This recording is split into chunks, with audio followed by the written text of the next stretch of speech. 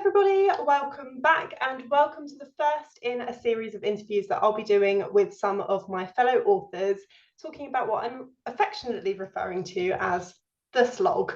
So it's the days, weeks, months, years that go into an author's career and making it what it is today. And this is not going to be the place where we talk about the overnight successes, because I think we hear about those enough as it is. These are going to be interviews where we're talking about the gradual career, the time that it's taken to get to where they are today. So I'm very pleased to welcome my first guest in this series, which is Vikki Patis. Vikki, welcome. Thank you so much for joining me today. Thank you for having me. I can't believe I'm the first. Yes, you're number one. So, so normally when I interview authors, I talk a little bit about who they are and their career. I'm not going to do that. I'm not going to do like an introduction for you, because that's what we're going to be talking about today. Okay. So to begin with, can you just take us right back to the beginning of your career before you were even published, and just talk a little bit about the journey to getting published in the first instance?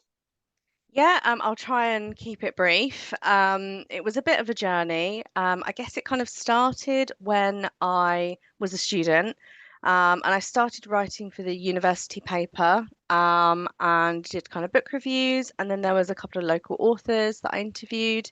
Kind of went on from there, started a blog. Here's my little mention. Managed to interview George R. Martin at WorldCon. Yeah, everyone tells me to lead with this story, so I always do. And at the time, I said, "Oh, I can never finish anything. You know, I really want to write a novel." And he said, "Oh, why don't you write short stories to begin with?"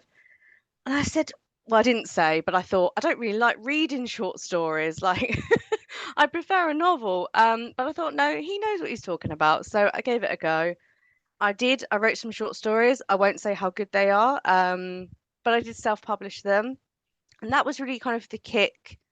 A, that I was not cut out for self-publishing, because that is a brilliant skill that I just don't have. And B, that, well, I can write short stories. I'll write a novel. So I did NaNoWriMo. Oh God, when was this? 2016, 2017.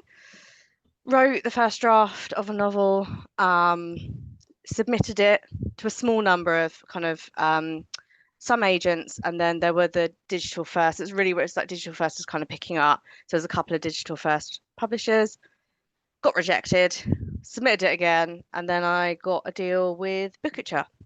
So my first novel came out in 2018.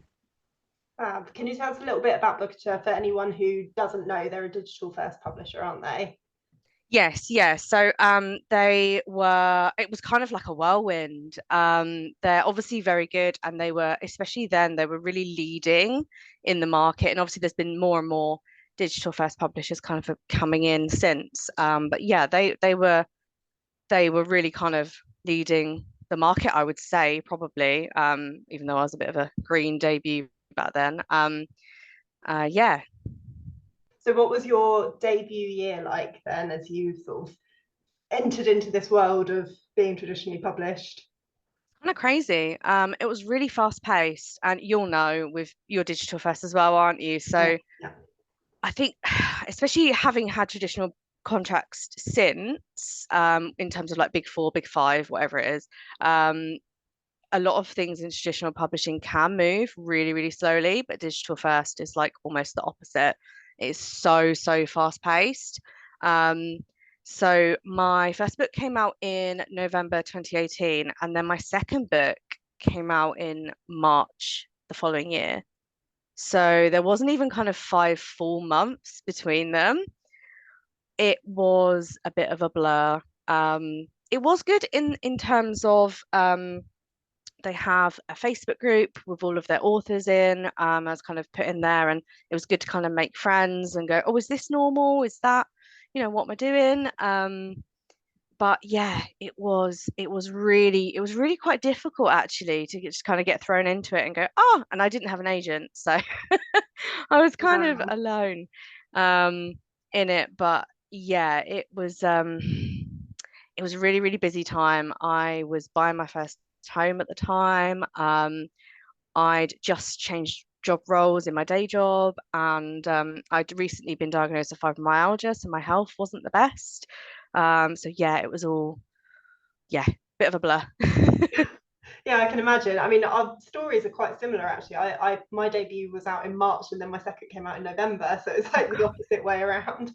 But yeah, I don't know what I would have done without my agent. Like the fact that you did it without an agent is incredible because she's like my my support. Um, so what struggles did you face after being published? Because I know that your career's not been smooth sailing. It wasn't sort of that overnight success that everyone shouts about. So can you talk to us a little bit about that? Yeah, so I mean, there were quite high expectations at Becca that I wasn't really aware of kind of going in. And when I was told my sales, I was like, oh, yay. And then not yay. Like, oh, they're not quite what we hoped. Oh, right. Well, what should I do about that? Well, and honestly, within a year, I'd been dropped. So I wasn't offered another contract, even though I thought my sales were okay. And even now, after being in it for a while, I think actually they weren't that bad. So, um, I got in the top 100 and all that. I think we sold about 25,000 copies, within the first few months. It's not too bad. Yeah, Um, great. but apparently not. So I'd kind of been dropped, and I thought, oh no, okay. But I wasn't kind of ready to give up. I was like, absolutely not. Like I've had a taste. I want it. I love it. Um, so I did write another book. I gave them first refusal. Obviously, they didn't want it. I submitted that again. I went through the whole submission process again with a little bit more experience under my belt and kind of friends that I could bounce off and say, oh, how's this cover letter and whatnot. Because some writers have agents with digital first, like yourself, some don't. So it's kind of a mixed bag. So I submitted to agents, got rejected. And then eventually I got another contract with an indie publisher that to begin with was really good, actually. It was really good. The first book did really well. It sold brilliantly. I think it got to like 56 in the top 100. And like kind of stayed there, not just a blip, which I'd had, and have had since. But yeah, it was really good. And then it went downhill so badly. They really dropped the ball. Those books were coming out during lockdown, like the first lockdown. Even though we're digital first, I feel like they still had those pressures. Obviously, people didn't know people were on furlough and things like that, so maybe they weren't buying as many books. So yeah, it was all its own pressures. But yeah, they really dropped the ball, and I've actually ended up getting my rights back for those three books that I published with them. So they shall not be named. Um, so yeah, that was kind of a struggle, and I was like, great, not ideal. So I found myself I wanted to come out of them, so I was dropped first, and then I was like, I'm dropping you.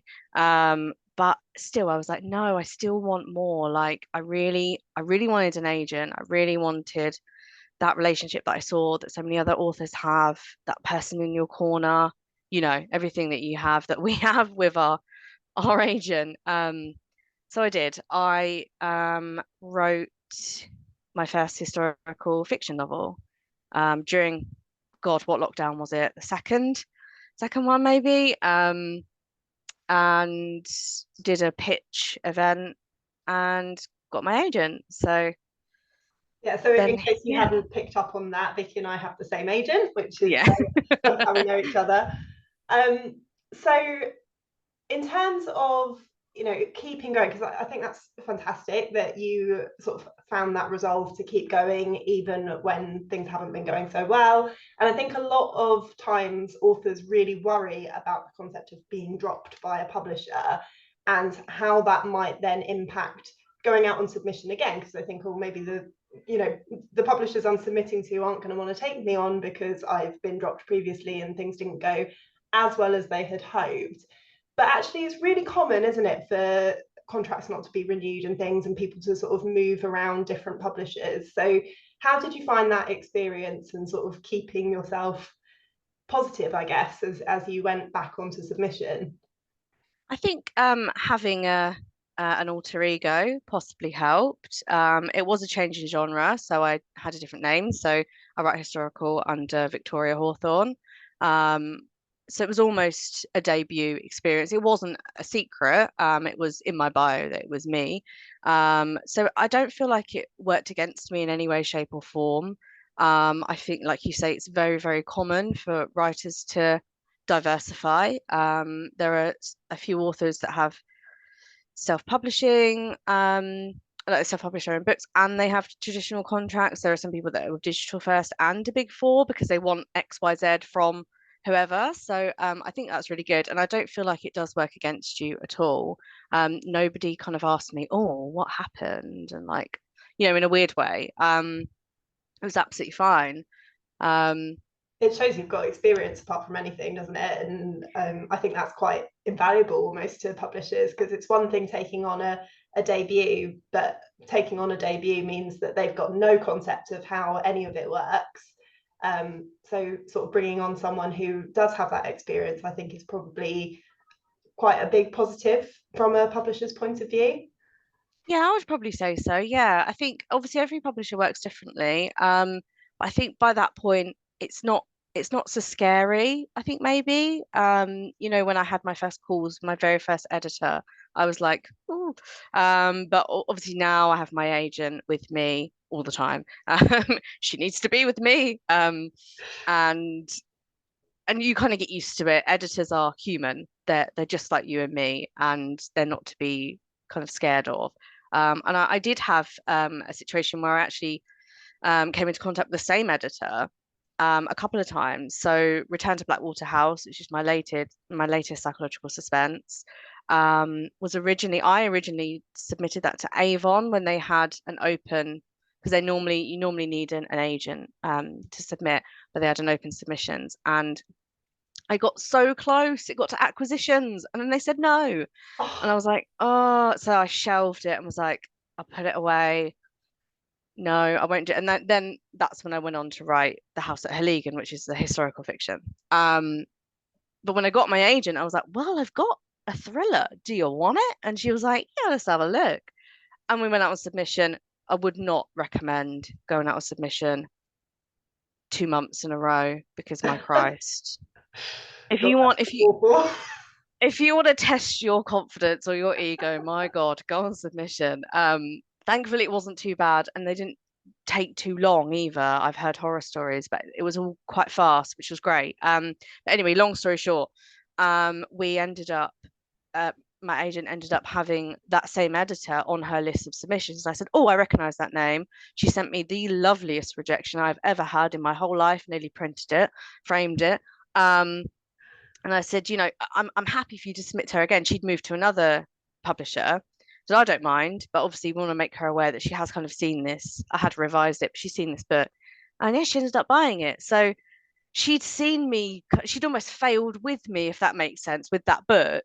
Yeah. That book had failed at the last hurdle, and she, by her email, sounded devastated, and I was devastated. And then she had another chance and she managed to get it. So that didn't work against either of us, if that makes sense. I love that story. That's such a great story. And I actually didn't know that. I feel like I know your story quite well, but I didn't know that. And that's Oh, I've always got tidbits, always. no, that's a really lovely story. And I think that's a really positive thing to take out of this video. If anyone's going to take anything out, is that sort of keep on going. And that's what I really want to get out of this series. That's why I wanted to do it. Was just, I know a lot of people who are watching and listening to this are going to be right in their early stages of their career, and it's not that sort of overnight thing most of the time. Sometimes it is, and that's amazing, but most of the time it is this just keep going, keep going, keep going. And that's such a brilliant example of it. So can you tell us a little bit about where you are in your publishing journey now, and you can sort of tell us about your current books that you've got out and things like that? Yeah, so I had to write a little because I watched your video with Sarah and Mira, and Sarah was like on point with how she described her book. So I was like, I'm taking notes. So yeah, so Return to Blackwater House, that book I just talked about that went with the same editor. That's a psychological suspense set in St Agnes in Cornwall. And it opens with the disappearance of teenager Ava. And it's really about her stepmother Rebecca and her attempt to save her. But it's not your usual missing teenager story. And there's more than one ghost she's trying to run from. Um, and I'm currently in the middle of structural edits on my second. It's more of the with a gothic suspense for in this contract for Hodder and Staunton. And I don't really know how to describe it. I'm really bad at this. Like I need to wait until I get like the blurb from my editors before I know how to And then describe you it. can spew that off. Oh God. Yeah, so but this one's set in Cornwall. Sorry, no, it isn't. Absolutely not. It's set in Scotland, where I now live. Um, Christ. Trying to talk about four books at the same time. So I live in Aberdeenshire, so not too far from the Scottish Highlands, and it's set around there, in an area that has been kind of emptied of its people over the years. And it relies heavily on Scottish folklore. And it's all about women and women's rage, women's fury, and women's power. So it's a bit of an angry novel, but Love so a I'm good in the middle of novel. I'm in the middle of that. And The House at Heligan was my debut historical suspense novel, which is set in Cornwall. There's a theme. And so in the present day, we have Josie, who's newly married and heavily pregnant. She's just moved into Heligan House, which is her husband's kind of family estate. Um, and she goes back home to find her husband has been shot dead. Um, People kind of leaning towards suicide, but she doesn't believe it. And she thinks, nope, I've got to delve into the family history to kind of find out what happened. And with that, we follow Eliza, who is also a newlywed, but in 1881 when she first arrived at Heligan House. So, yeah, it's again ghostly and kind of spooky, a little bit. We like a spooky. And And then I love House at Heligan. I think it's such a brilliant book. I devoured it. I really, really enjoyed it. And historical fiction is not really my thing. Like I will read it, but it's not something that I would instantly pick up. But I was so pleasantly surprised with it. I really enjoyed it. Oh, thank you so much. Oh, that's really kind of you. Obviously being my debut, I was like, oh, but it was weird being a debut again after so many years. So hopefully I put the things I've learned to use. And then I do have another one, which is called The Darkest Night. That has been pushed. It's now coming out in April next year, which feels like forever away, but it'll be worth it. Um, and that is set in Scotland, but Not in Cornwall. Fife, not Cornwall. It's in Scotland. It's set in Fife, and features the another family, and it's set in three parts, three women of the same family. From kind of early 1910s and then early 1960s and then a present day. And that is also a lot of female rage. And yeah, it's a little bit more domestic-y, is historical. Yeah, a bit murdery, which we like. Bit murdery. Love that description. I'm gonna use that for my books. It's a bit murdery. Bit murdery. But yeah, it can dress mine up as historical murders, which are fine. Um, so yeah, that's where I'm at really. That one's kind of done in terms of editorially from my perspective. We're hopefully getting the cover soon, hopefully getting proofs and all of that. All of the exciting stuff still to come. But yeah, I'm kind of coming to the end of structural edits on the Gothic suspense, and it's been hard work. That's the hard time, but it's always worth it, I think. Yeah. Yeah. Well, it's amazing that you've sort of kept going and that you've produced such amazing books and that wouldn't have been produced if you had sort of given up at the first stumble. So that is really the thing that I want people to take away from this. So that's great. Before we finish up, I know people always hate this question, but can you try and give the listeners and watchers some kind of advice? If you could give anyone who's like an aspiring author or just starting out on their author journey, what advice would you give them? I won't say write short stories, because that one's been taken. I think actually based on what you were saying, yes, absolutely. Keep going if you want to. If you really want to be an author and you want to write, um, keep at it, but don't lose the reason why you started in the first place, which I feel like I have. And I am actually taking a little break from after these edits, which are going to go on for the rest of the year. Um, I'm going to take a little break, and that is not a negative thing. So don't feel like you have to push yourself to breaking point. Burnout is very, very real, especially when you're brand new and there's lots of things going on that you won't expect. Um, so yeah, don't kill yourself doing it. It is worth it, but only if you really want it. And I guess yeah, it's a difficult career. It's a passion career, and it has to be, doesn't it? Because otherwise, no one would do it. Uh, so and yeah, don't. I would say, obviously, if you're watching or listening, you're kind of starting to be in the right place, but try and get as much information as you possibly can because I didn't have that much information. I know. I think Becca did some mentoring, didn't you? Yeah, well, I'm sort of in the middle of it. I have a mentor Oh, now. No, I have a mentee now, and then I had a mentor when I was sort of querying. So yeah, that was really, really helpful. which is so good. I never even looked. I imagine they did exist, but I didn't even think like, oh, I'll get a mentor, which would have been really good. So yeah, a mentor or just already published authors, get in contact, try and build up your community as much as you can before you jump in. Because yeah, I think there's a lot of smoke and mirrors sometimes. It's not always clear. Not to be negative, I'm not trying to be, but there are lots of ups and downs. Yeah. And I think I absolutely loved, again, I think it was Sarah that said, enjoy the highs. And I've realized, I've been writing since, well, I've been published since 2018. These are going to be like books 8 and 9. So I haven't allowed myself to enjoy anything. Like every time a book's come out, either it's been in lockdown or I've been writing the next one and just kind of head down. So that's what I'm taking that advice from Sarah, and I'm really going to enjoy it. So yeah, I'm stealing that from her because I'm taking it on board. I think that's such good advice about sort of identifying when you need to take a break and taking that break and not feeling guilty about it. Because I feel like with being an author, it can sometimes feel like you've just got to constantly churn books out. Otherwise, your career is just going to end. And that's not how it works. If you take a year to look after yourself, your career is not just going to end. Your readers are not going to just disappear.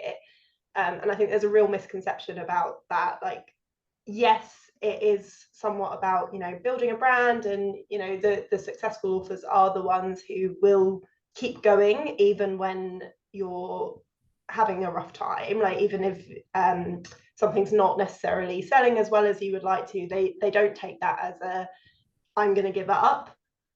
But there's a big difference between saying, I'm going to give up because it's not working, and saying, actually, I really need a break.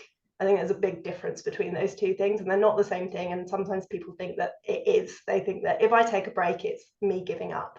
And that's not the case. You can take a break and then you can go back to it. It's completely Absolutely. okay. And you Yeah. should, if you feel like you need that break, then you absolutely should. So yeah, I think that's brilliant advice for someone who's just starting out. So thank you for that, Vikki. Yeah, no problem. And also, yeah, like just make sure that you ask for what you need as well.